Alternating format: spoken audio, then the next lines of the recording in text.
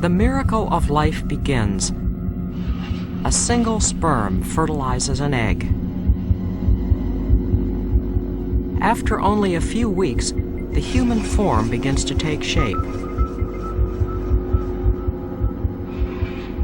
Sometimes, within the first 2 weeks, a fertilized egg divides completely in two, creating identical twins. But on rare occasions, something goes terribly wrong.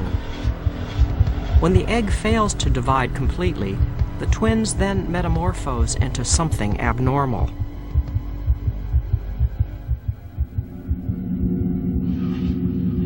A child with one body and two heads. Sometimes there is one head, but with two bodies.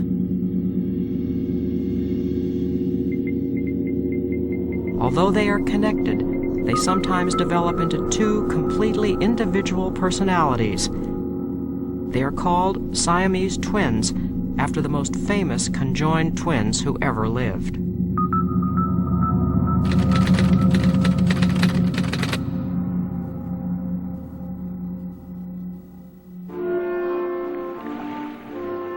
On August 16, 1829, a clipper ship coming from Siam entered New York Harbor.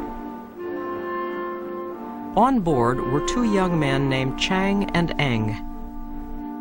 No one had ever seen anything like them before. From the beginning, Americans were fascinated by the 6-inch band of tissue that joined them at the waist. Despite this band, the two young men moved and thought as one person. New Yorkers were hungry to see what were then called freaks of nature. Good-looking and charming, Chang and Eng played to overflowing crowds and were called the eighth wonder of the world. In those days, most Siamese twins died during childbirth because it was so difficult to get them out of their mother's womb. And they were so very, very rare that most Americans didn't even realize that they existed. At the age of 19, Chang and Eng were content with their lives and insisted that they never wanted to be separated. Their attitude changed when at the age of 32 they married two sisters, Sally and Adelaide Yates. Now they wanted to be alone with their new brides. But doctors all over the world told them the same thing, that the band that connected them could not be cut. Doctors feared that they might share a common liver, and if they cut the band, the twins could die of bleeding or infection.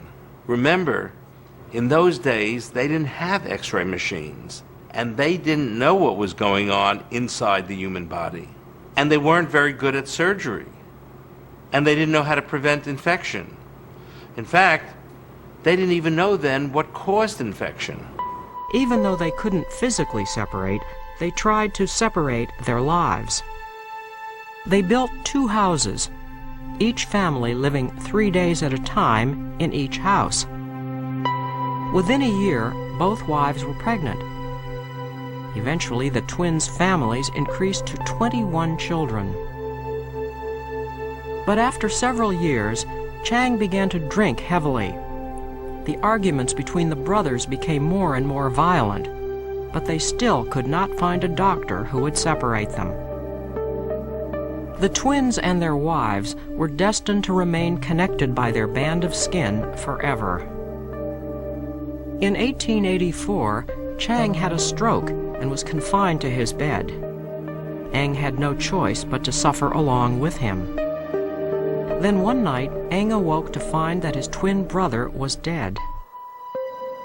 Eng pulled his brother close to him and said, "Then I will die too." Within 2 hours, Eng was also dead. Doctors believed that he had died out of sheer fright. Because the twins were an enigma to medical science, doctors sent their bodies to be autopsied at the College of Physicians in Philadelphia.